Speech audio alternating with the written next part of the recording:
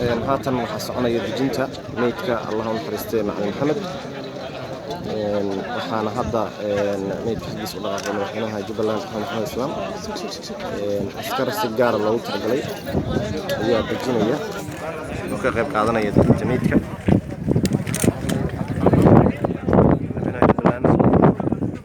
madaxweynaha ayaa haatan qayb ka ah